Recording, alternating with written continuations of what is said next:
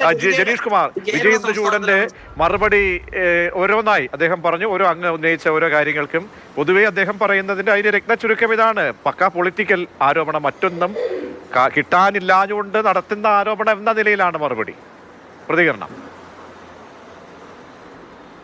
അല്ല, അത് ഇപ്പോൾ ജനങ്ങൾക്കൊക്കെ മനസ്സിലാക്കിയിട്ടുണ്ട്. ഇപ്പോൾ വിജയ് പറഞ്ഞു ക്ഷണം, എനിക്ക് ക്ഷണമേ വേണ്ട, എന്നെ ക്ഷണിക്കണ്ട, ഇങ്ങനെ ഒരു മീറ്റിംഗ് മുഖ്യമന്ത്രിയുടെ സാന്നിധ്യത്തിൽ ഇന്നിടത്ത് വെച്ച് വിളിച്ചിട്ടുണ്ട് എന്നൊരറിയിപ്പ് കിട്ടിയാൽ മതി, ഞാൻ അവിടെ എത്തും. കാരണം എത്തേണ്ടത് എൻ്റെയും എൻ്റെ നാടിൻ്റെയും ആവശ്യമാണല്ലോ. കാരണം ഈ പോരായ്മകൾ അവിടെ പോയി ചൂണ്ടിക്കാട്ടുക, അതിനാവശ്യമായ തീരുമാനങ്ങൾ എടുക്കുക. മുമ്പ് അങ്ങനെയാണ് ഉണ്ടായിട്ടുള്ളത്. 2018 പ്രളയമുണ്ടായപ്പോൾ ഞാൻ ഓർക്കുന്നു, അന്ന് ബഹുമാനപ്പെട്ട മുഖ്യമന്ത്രി വന്നപ്പോൾ ആ ഹെലികോപ്റ്ററിൽ മറു സൈഡിൽ അന്നത്തെ പ്രതിപക്ഷ നേതാവ് രമേശ് ചെന്നിത്തലയും ഉണ്ട്. അതൊരു സന്ദേശമാണ് കൊടുക്കുന്നത്, കൂട്ടായാണ് പോകുന്നത്. അതിൻ്റെ ഭാഗമായിട്ടാണ് കൂട്ടായി താഴെ തലങ്ങൾ വരെ എല്ലാ കാര്യങ്ങളും നടന്നിട്ടുള്ളത്. വിജയ് നല്ല മിടുക്കനായ യൂത്ത് കോൺഗ്രസ് നേതാവാണ്. പക്ഷെ വിജയ്ക്ക് ഇവിടെ ആരോ തെറ്റിദ്ധരിപ്പിക്കുന്നുണ്ട്. വിജയ് ഇപ്പോൾ ആറന്മുള അടുത്ത സൈഡ് വല്ലതുമാണ്. കോന്നിയിലോട്ട് വന്നാൽ നമുക്ക് രണ്ടുപേർക്കൂടെ ഈ കോന്നിയിലെ ക്യാമ്പുകളെല്ലാം ഒന്ന് സന്ദർശിക്കാം. ഒരു ക്യാമ്പ് മാത്രമേ ഉള്ളൂ എന്ന് എവിടുന്ന് കിട്ടിയ പോരാന്ന് എനിക്കറിയില്ല. അപ്പോൾ വിജയെ വിഷ്ണുനാഥ് വിളിച്ചിട്ടുണ്ടാവാം, യൂത്ത് കോൺഗ്രസ്സുകാരെ അവരെല്ലാം വിളിച്ചിട്ടുണ്ട്. ഇവിടെയും എല്ലാ ഘടകകക്ഷി നേതാക്കന്മാരെ എല്ലാം വിളിച്ചിട്ടുണ്ട്. പക്ഷെ ഔദ്യോഗിക സംവിധാനത്തെ ഉപയോഗിച്ച് ഈ ദുരന്ത നിവാരണ പ്രവർത്തനങ്ങൾക്ക് ഏകോപനം കൊടുത്തിട്ടില്ല. ഞാൻ ചോദിച്ചോട്ടെ, എന്തുമാത്രം വൈദ്യുതിയാണ് മേഖലയിലാണ്, എന്തുമാത്രം പോസ്റ്റുകൾ തകർന്നു, എന്തെല്ലാം പ്രയാസങ്ങളുണ്ടാകുന്നു. മുമ്പ് നമ്മൾ എങ്ങനെയാണ് അതിനെ അതിജീവിച്ചത്? പുറത്തുനിന്ന് ജീവനക്കാർ വരികയല്ലായിരുന്നോ? വന്ന് അവരെല്ലാം ശരിയാക്കും. ഇതിവരെ എത്ര ദിവസം കൊണ്ട് തീർക്കും? എത്ര ദിവസമായിട്ട് മരുന്നുൾപ്പെടെ ഫ്രിഡ്ജിലെല്ലാം വെക്കുന്ന മരുന്നുൾപ്പെടെ മുഖ്യമന്ത്രി വന്നില്ല എന്നതുകൊണ്ട് ബാക്കിയെല്ലാം എന്താണ്? ഉദ്യോഗസ്ഥ സംവിധാനമായാലും അവിടെ ഏകോപിപ്പിക്കാൻ ജനപ്രതി എന്ന നിലയിൽ താങ്കളുമുണ്ട്. അപ്പോൾ കാര്യങ്ങൾ യഥാവിധി നടക്കുന്നില്ലേ അവിടെ? അല്ല, ഇവരെ കൊണ്ട് ഇപ്പം ഞാൻ ചോദിച്ചോട്ടെ, 6 പേർ ചെയ്യേണ്ടത് 300 പേരുടെ ജോലിയാണ്. നമുക്ക് എന്ത് ചെയ്ത് ചെയ്യിപ്പിക്കാൻ പറ്റും?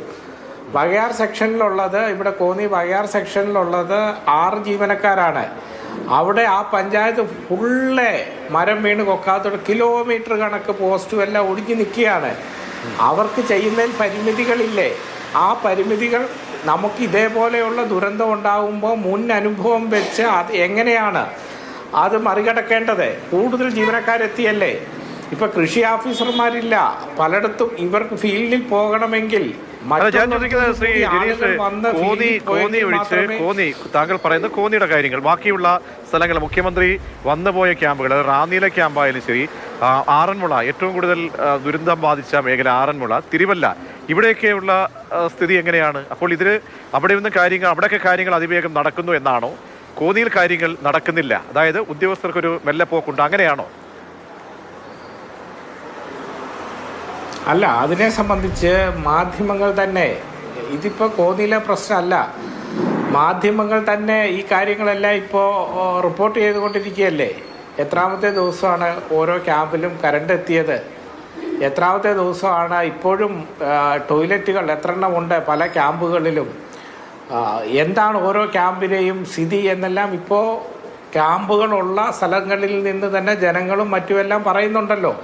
അപ്പം ഇതെല്ലാം പ്രശ്നമെന്ന് പറഞ്ഞാൽ ഇതെല്ലാം ഈ പറയുന്ന ഏകോപനത്തിൻ്റെയും നിർദ്ദേശങ്ങൾ അപ്പാടെ താഴേക്ക് എത്തുന്നതിലും ഒക്കെ ഉണ്ടായിട്ടുള്ള പ്രയാസമാണ്.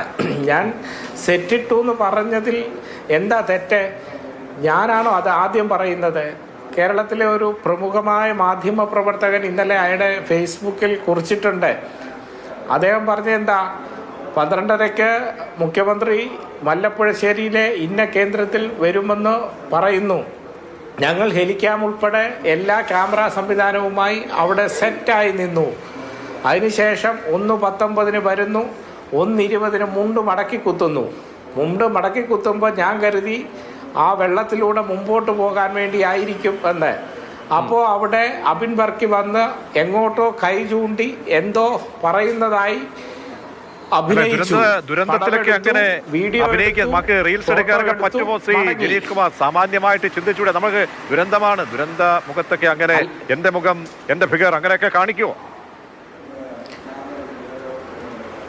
അല്ല, ഇതെല്ലാം ഞാൻ സത്യം പറഞ്ഞ വല്ലാത്ത അത്ഭുതത്തോടെയാണ് നോക്കിക്കാണുന്നത്.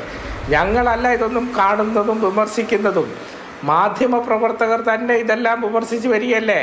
പ്രധാനപ്പെട്ടൊരു മാധ്യമ സ്ഥാപനത്തിൻ്റെ ഒരു റിപ്പോർട്ടർ അവിടെ പങ്കെടുത്ത ആളാണ് ഫേസ്ബുക്കിൽ ഇട്ടത്. നേരെ അവിടുന്ന് റാന്നിയിൽ പോകുന്നു. റാന്നിയിൽ പോയിട്ട് അവിടെ നിന്ന്